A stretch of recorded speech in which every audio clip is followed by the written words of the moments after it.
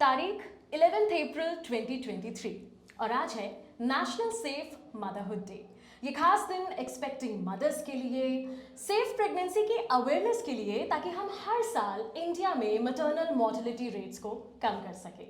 वैसे आपको आगे बढ़ने से पहले बता दूं कि मैटरनल मोर्टेलिटी रेट का मतलब जो है वो मैटरनल डेथ से होता है और इंडिया को सस्टेनेबल गोल्स के तहत एक टारगेट दिया गया है कि साल 2030 तक हमें मैटरनल मोर्टेलिटी रेट को 70 पर लेकर आना है। लेकिन आपको जानकर ये बेहद खुशी महसूस होगी कि इस टारगेट को हम साल 2030 से कई साल पहले ही पूरा कर लेंगे, क्योंकि अगर मैं साल 2022 की बात करूं यानी पिछले साल की बात करूं तो मैटरनल मोर्टेलिटी रेट को हमने 130 से सीधा 97 कर लिया है। सो for all the expecting mothers, for all those women who are planning a baby, and to all the women who have just delivered a baby, this podcast is specially for you. Hi, I am Mansi and I am in conversation with Dr. Namrata Sandhu, a obstetrician and a gynecologist from HamCare, जो पिछले 17 सालों से practice कर रही हैं। Welcome to ABP Life Podcast. Thank you so much. It gives me immense pleasure to be here. Thank you, pleasure ma'am. तो सबसे पहला सवाल जो मैं आपसे लेना चाहूँगी वो यही, because I was reading a lot about pregnancy. So क्या कोई रूल्स होते हैं प्रेगनेंसी को लेकर या things to know to a woman before planning a baby? So वो क्या चीज़ें हैं जो आप बताना चाहेंगी? ज़रूर। So I think pregnancy is a very enjoyable period in any woman's life. Yes. And I think every expectant mother, in fact even fathers, they all look forward to this phase. और मुझे लगता है कि जितना कोई भी चीज़ planned हो, that's the best thing. Okay. So ideally, if a pregnancy is a planned pregnancy, यदि आप pregnant होने से पहले आपको पता होता है कि ठीक है अब हम pregnancy अपना plan करना चाहेंगे, in a planned way हम pregnancy में चलते हैं, so that's the best thing. Okay. Of course, every pregnancy cannot be planned. Yes. You know, sometimes it just happens. That's also natural. fine. But if it's a planned pregnancy, तो सबसे better रहेगा. And so in a planned pregnancy, I think what you should ideally do is when a couple is ready. So सबसे important cheese is mother के लिए भी should be ready for her pregnancy. She should be physically and mentally ready to become pregnant. So that's important. And once the couple is ready, they should go visit a gynecologist. Okay. And we call it preconceptional counseling. Okay. जिसमें हम एक patient की counselling करते हैं कि वो pregnancy के लिए सच में रेडी हैं, उनको क्या एहतियात बरतने चाहिए। बिल्कुल। तो उसमें काफ़ी चीज़ें हैं। फर्स्ट चीज़ is any lady who wants to become pregnant, we start her on folic acid. Okay. एक विटामिन बी टाइप का एक विटामिन है जिसको हम शुरू करते हैं, जो बेबी में न्यूरल ट्यूब डिफेक्ट्स को प्रिवेंट करता है। Folic acid. Folic acid, and it should be started at least 3 months prior to conception. So अगर आप अपनी प्रेगनेंसी प्लान करेंगे तो आप शुरू से ये विटामिन लेंगे और इससे आपके बेबी में न्यूरल ट्यूब डिफेक्ट्स होने का जो रिस्क रहता है वो काफ़ी कम हो जाता है। That's one. सेकेंड, डॉक्टर देखेगा कि अगर आपका वेट ज़्यादा है, let's say you are obese, okay, so we try to advise weight loss, give you a certain exercise plan that you can be on, certain diet restrictions, so that your weight is in the optimum range when you get pregnant. क्या कोई range अगर आप suggest करना चाहें क्या होनी चाहिए? Actually, ideally BMI should be less than 25. Okay. You know, so ideally it would be 22, 23. That is, so if you're more than 25, of course we would advise you to lose weight. We have women who are, of BMI more than 30 also who get pregnant. So it is not advisable. So क्या उसमें कुछ risk factors होते हैं? हाँ जी, उसमें काफ़ी risk factors होते हैं। There are certain medical conditions जिनका उनको they are more prone to develop. So an obese woman is more prone to develop diabetes in pregnancy. She can develop hypertension. So there are a lot of medical conditions. उनकी prevalence बढ़ जाता है. If you're a heavy woman, if you're obese, then you're more likely to develop certain medical disorders in pregnancy. So the ideal thing is to cut down your weight. Also, if a lady is if she's a smoker or if she takes alcohol, so you should actually completely cut off smoking. Not take alcohol at all.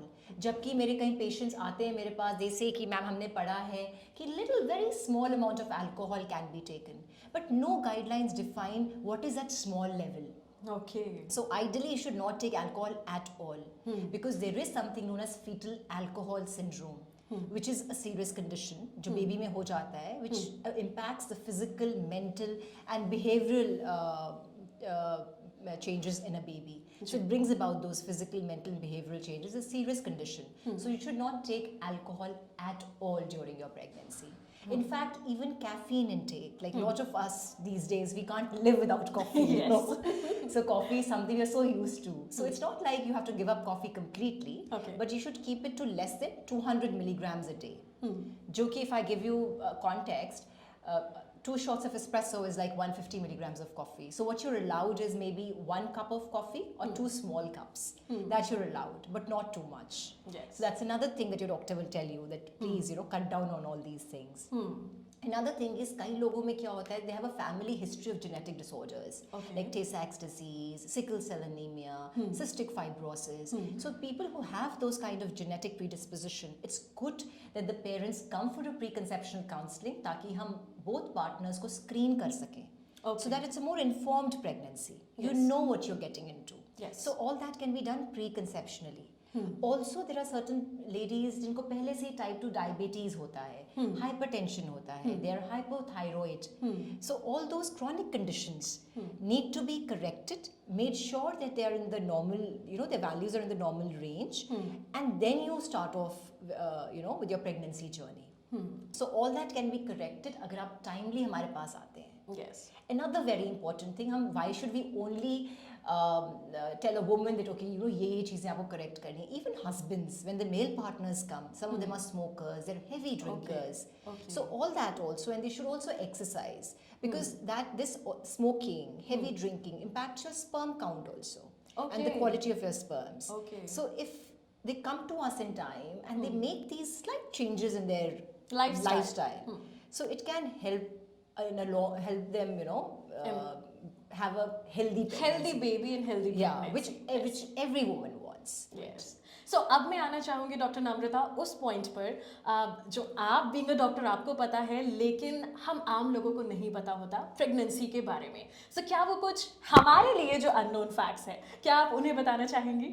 हाँ, एक जो सबसे important चीज़ मेरे मन में अभी आ रही है, जो मैं सबको बताना चाहूँगी, because lot of my patients are not aware. I don't know आपको भी पता है कि नहीं. बताइए. So the thing is that so many times women get so excited, they see 2 lines on that UPT kit and they're so excited, okay, I'm pregnant, right?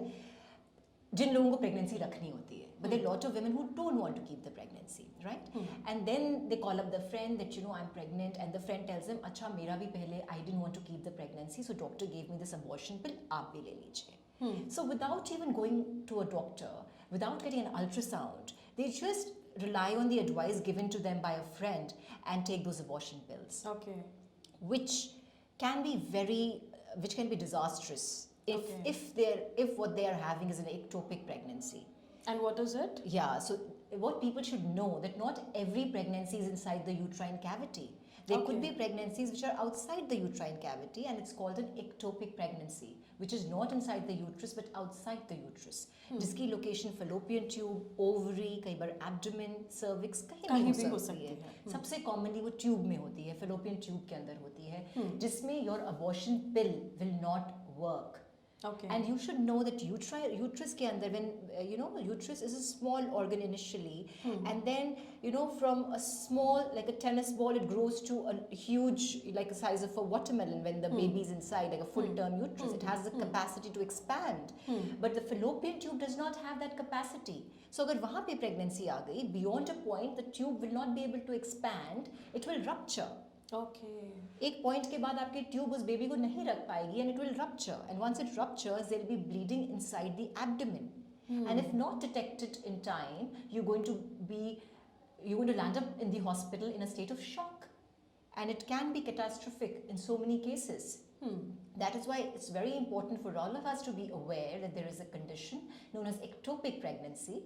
So always get an ultrasound done, before you decide on whether you want to go in for, whether you want to take the abortion pill or not. Please, it's my request that you must get an ultrasound done to know the location of pregnancy. Pregnancy आपके uterus के अंदर है या बाहर है, ये बहुत ही important चीज़ है जो हम लोग इग्नोर कर देते इग्नोर कर देते हैं because बेसिकली हम पता लोग ही नहीं self-care- होता Yes. So नम्रता, कई बार हम सुनते हैं अगर कोई वुमन प्रेग्नेंट है तो आउट ऑफ केयर कई बार उसको एडवाइस किया जाता है, अरे तुम ये मत खाना, ये हो जाएगा, ये अच्छा नहीं है हेल्थ के लिए, ये नहीं खाना चाहिए. So बहुत सारे I know. मिथ्स हैं I उससे know. रिलेटेड कि एक वुमेन को क्या Papaya खाना नहीं खाना चाहिए. चाहिए. Yes. So मैं आपके थ्रू चाहूंगी कि सभी व्यूअर्स को पता लगे कि एक्चुअली वो कौन से मिथ हैं जो हमें फूड रिलेटेड तोड़ने हैं आज.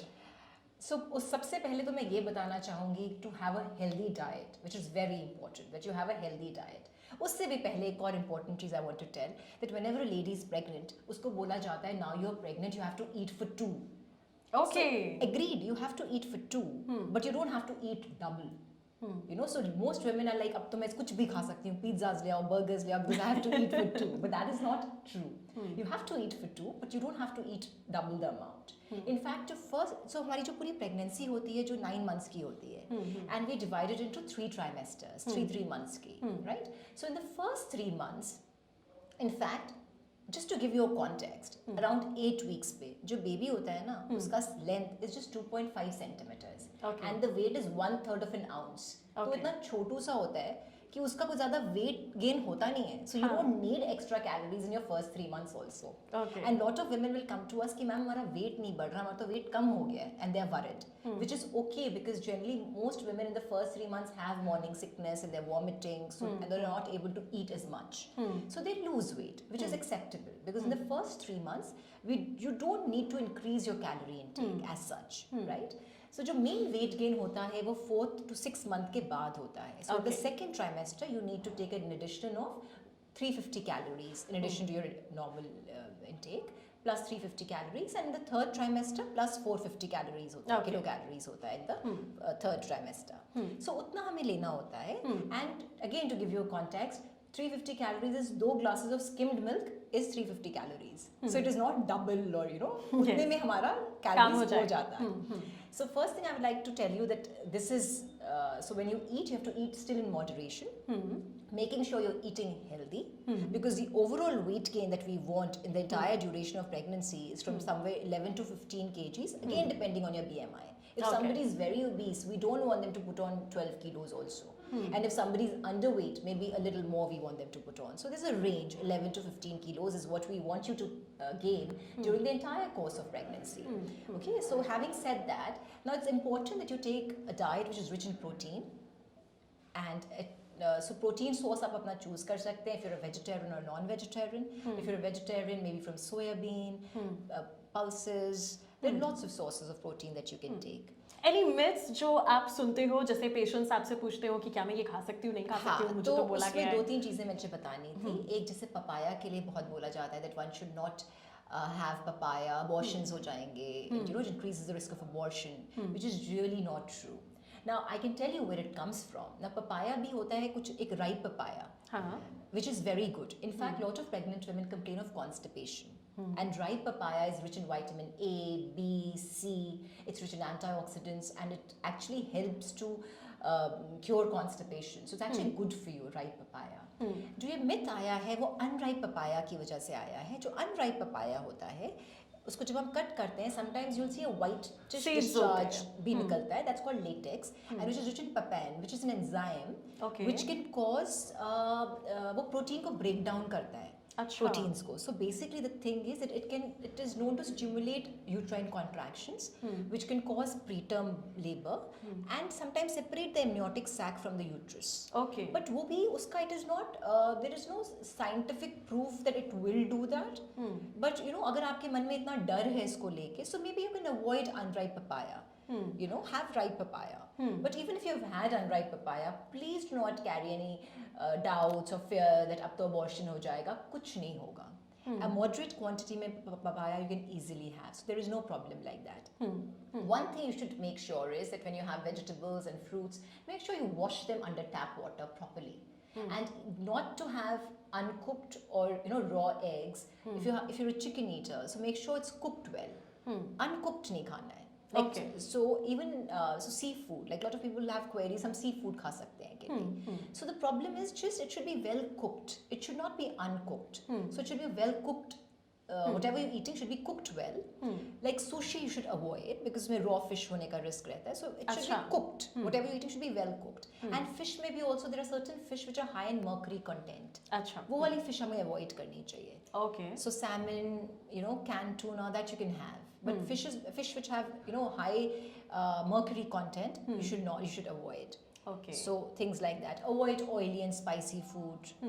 So you know things जो हमें वैसे ही पता है एक healthy diet हमें जो लेनी चाहिए उसी के लिए. So those things we should avoid. बिल्कुल. But otherwise pregnancy is a normal condition. It's a physiological state. It's not a bimari. So you know as long as you know you have a healthy diet, Yes. a balanced diet, that you're good. You're good to go. बिल्कुल. सो नम्रता, बहुत सारे लोगों के दिमाग में ये भी question रखता है कि क्या हम प्रेगनेंसी के दौरान सेक्स कर सकते हैं, नहीं कर सकते हैं. सो प्लीज़ अगर आप इसके बारे में बताएं. ये एक बहुत ही इंपॉर्टेंट क्वेश्चन है. मेरे बहुत पेशेंट्स आके पूछते हैं कि ma'am now that we are pregnant कि we should not have sex. But actually ऐसा कुछ नहीं है. Sex is a very normal activity and you can safely have sex during pregnancy. इसमें 2-3 चीज़ें हैं सिर्फ. कई हाई रिस्क प्रेगनेंसीज होती हैं. जैसे प्लेसेंटा प्रिविया हो गया, जिसका मतलब है आपकी प्लेसेंटा नीचे की तरफ है, लो लाइंग प्लेसेंटा हो सकती है. या आपकी history of pre term birth है. ओके. या आपकी पहले हिस्ट्री ऑफ अबॉर्शंस हैं, मल्टीपल अबॉर्शंस हैं. या आपके नीचे एक सर्विकल स्टिच रखा है, कई बार हम सर्विक्स का मुंह खुलना चाहे टाइम से पहले, उसके लिए history of pre term birth है. ट्विन्स हैं आपके, तो उन कंडीशंस में कई बार हम पेशेंट्स को अवॉइड करने के लिए बोलते हैं. या आपको ब्लीडिंग हो गई प्रेगनेंसी के टाइम, उन कंडीशंस में हम बोलते हैं कि आप इंटरकोर्स अवॉइड करिए. ओके. नहीं तो you can safely have sex during pregnancy. उसमें एक और चीज़ है कि देखो जो बेबी होता है वो एक एमनियोटिक कैविटी के सैक के अंदर होता है. There is a mucus plug at the mouth of the uterus also. ठीक है. और एक यूट्राइन वॉल है जो बेबी को प्रोटेक्ट कर रही है. आपकी एब्डोमिनल वॉल है जो बेबी को प्रोटेक्ट कर रही है. सो काफ़ी प्रोटेक्टिव लेयर, बेबी प्रोटेक्टेड पड़ा हुआ है. सो उसमें intercourse does not cause so much of a problem. Okay. But there are some जो मैंने high risk conditions बताई, उसमें हम कई बार avoid करने को कहते हैं because it is said that you know semen contains certain hormones which act like prostaglandins which can cause preterm labor, which can make a lady go into preterm labor. तो कई प्रेगनेंसीज होती हैं जो post dates चली जाती हैं, time से ऊपर चली जाती हैं. उसमें कई बार it is mentioned in some books कि intercourse can help the lady go into labor.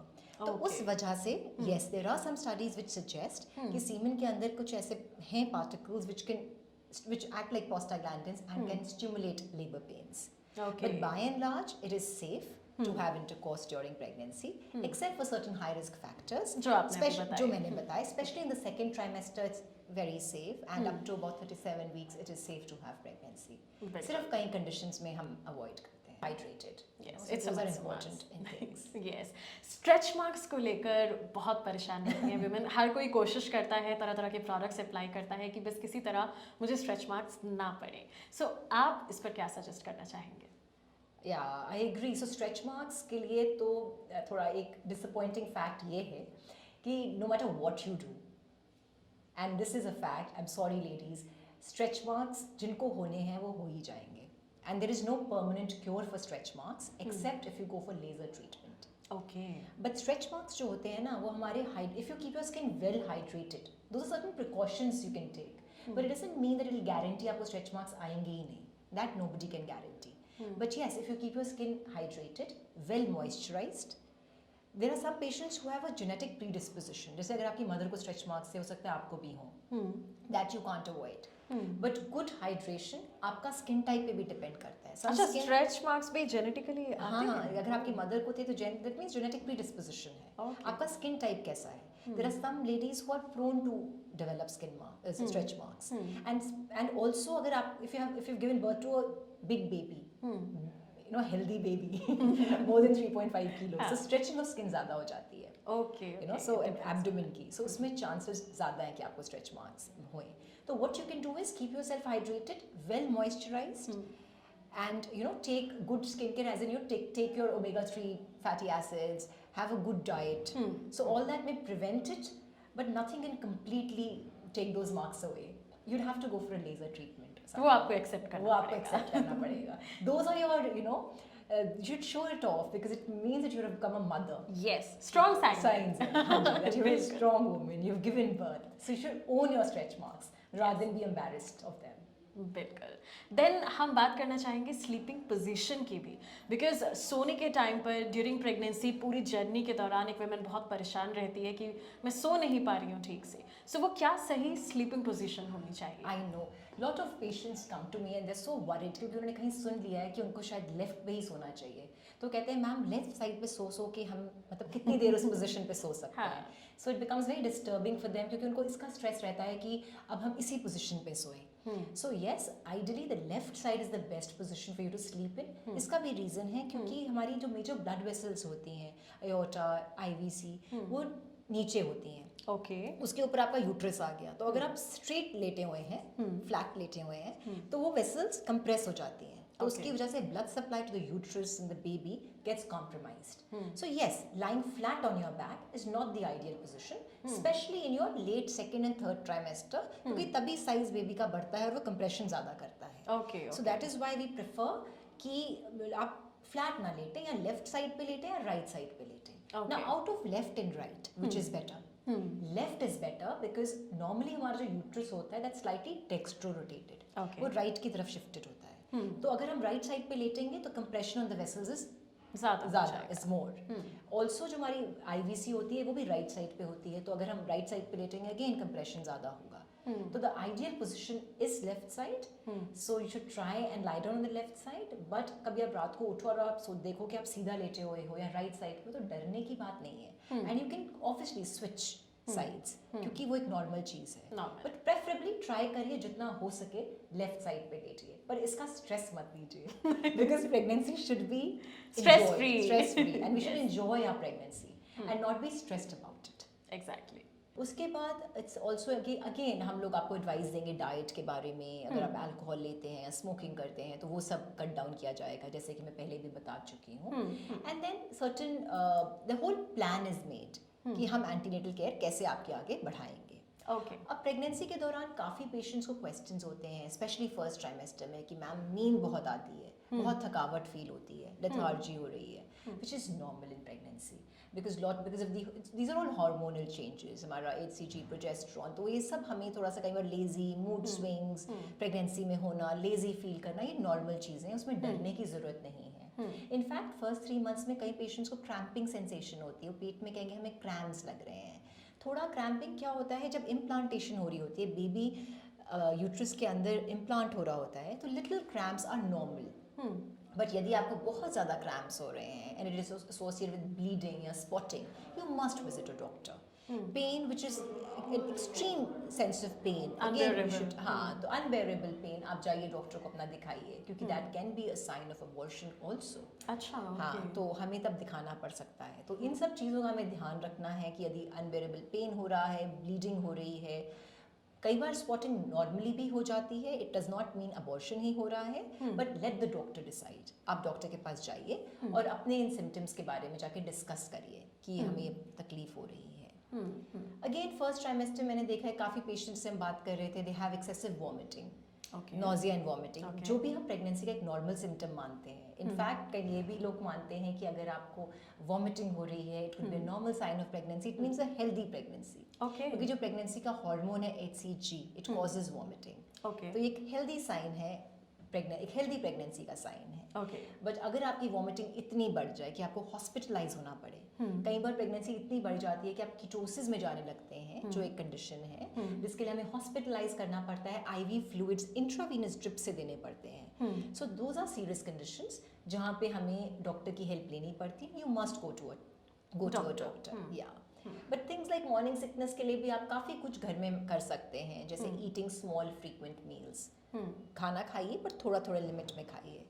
Then you know also कई पेशेंट्स का क्या हो जाता है, उनको ना they are intolerant to certain smells. तो आपको आइडेंटिफाई करना पड़ेगा कि कौन सी आपको स्मेल ठीक नहीं लग रही, तो उससे दूर रहें. उस तरीके से avoid spicy food because that also causes a lot of it can increase your nausea and vomiting. You know, spicy food and all.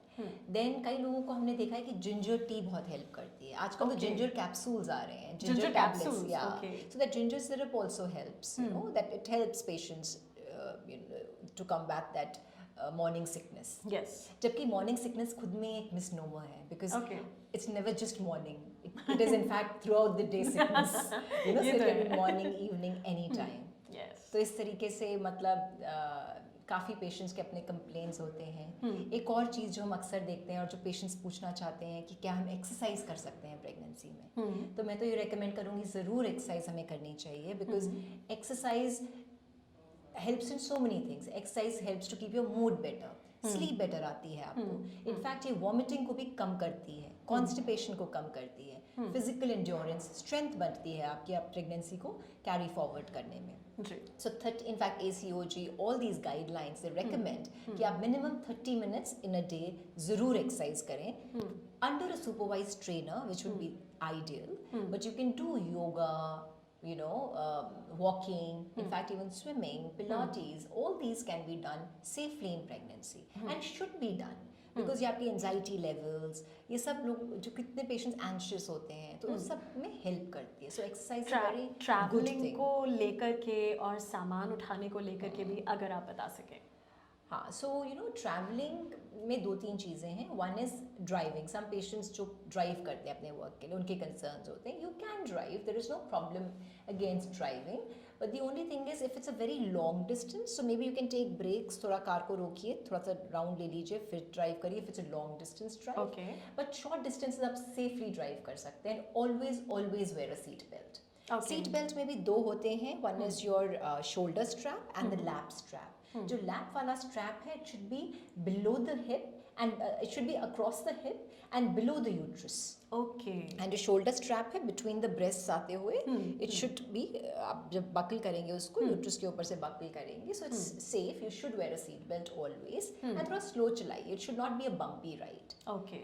तो आराम से एंड ड्राइव कर सकते हैं। कई लोग in fact they want to know if they can travel by plane, so उसके लिए येस यू कैन, बट हर एयरलाइन की अपनी रेगुलेशन भी होती है। Okay. There's some planes who do not let you fly after 36 weeks, कई not after 32 weeks, so that you'll have to check with your airlines. But make sure आप plane, if it's an uncomplicated pregnancy, तो आप safely travel कर सकते हैं।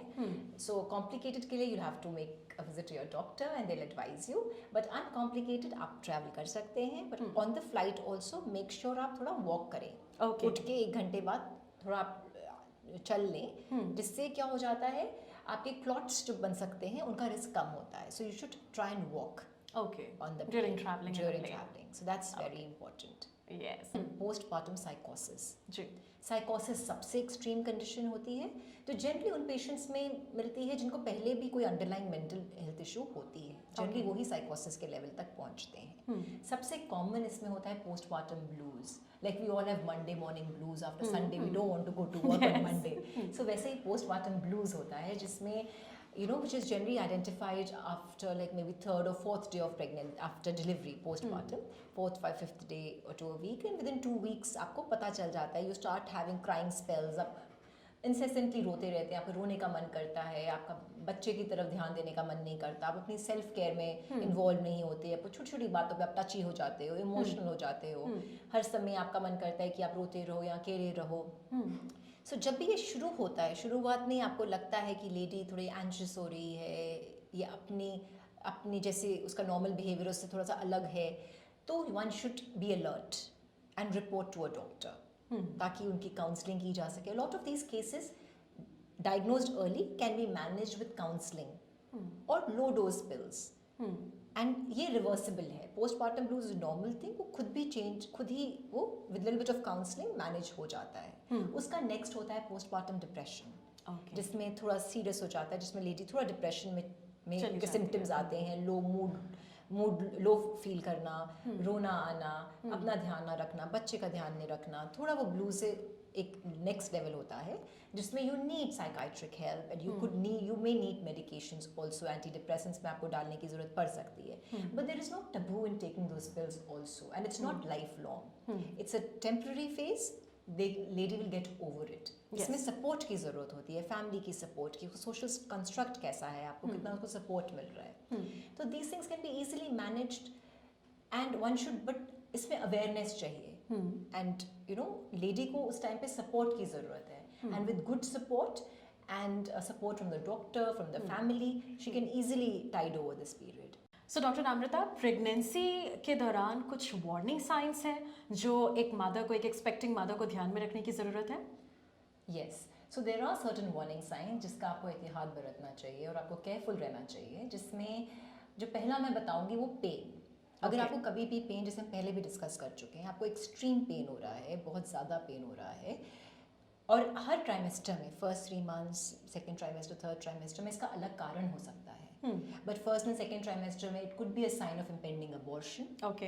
It could be a normal pain also. Okay. हो सकता है कुछ भी ना हो, बड़ी बात ना हो, बट आपको एक डॉक्टर को दिखाना चाहिए because it could be a sign of early abortion. Okay. Second third trimester में हो सकता है कि प्रीटर्म बर्थ, आपका लेबर शुरू हो गया हो, यू नो, कई बार अब ब्लीडिंग हो जाती है, अब रप्चर जिसे हम कहते हैं, ये उसका साइन भी हो सकता है, specially if it is associated with bleeding. Okay. So you must go and show to a doctor. अगर आपको ब्लीडिंग होती है किसी भी ट्राइमेस्टर में, sometimes it may not be of much concern, but you must go and show to a doctor. Okay. Because her trimester में अलग अलग अगेन कारण है.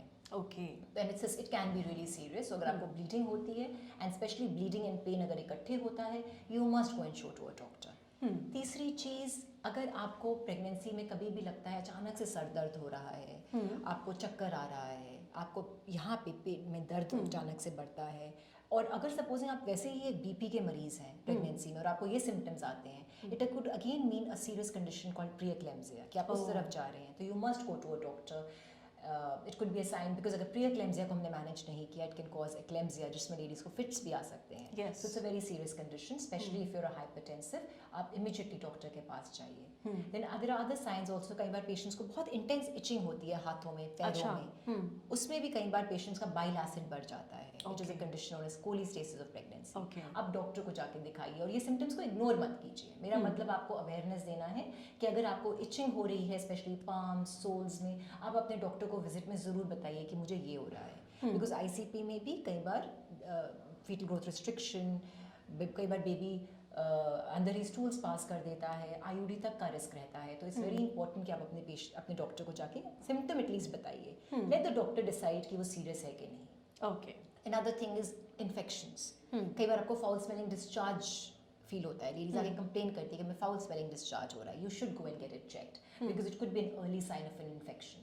अगर आपको लीकिंग हो गई, कई बार पेशेंट्स को अचानक लगता है पानी जैसा डिस्चार्ज मैम निकल गया बाहर, तो that is a sign of leaking. So you must tell the doctor and get yourself examined. कई बार वो एक्सेसिव विजाइनल डिस्चार्ज ही होता है, but you must tell this to a doctor. Let the doctor decide कि वो क्या है. अगर आपको फीवर होता है, अचानक से आपको फीवर हो रहा है जो कम नहीं हो रहा है, फीवर के साथ खांसी हो रही है, शॉर्टनेस ऑफ ब्रेथ हो रही है, सांस लेने में अचानक से दिक्कत आ रही है, तो आपको जाके डॉक्टर से मिलना चाहिए. Because again it could mean it could be normal viral fever, but it could also be something else that needs investigation and needs treatment and needs early treatment. Yes. So I would advise all patients, अगर आपको कुछ भी इनमें से warning signs मिलते हैं, तो you must go and get yourself at least examined and let the doctor decide. Do not self-medicate. Yes. That's very important. That's very important. Pregnancy में खुद से because वैसे भी there is no medicine other than folic acid, and yes, you know, we can take paracetamol, it's safe in pregnancy, but there is no medicine which is actually very safe.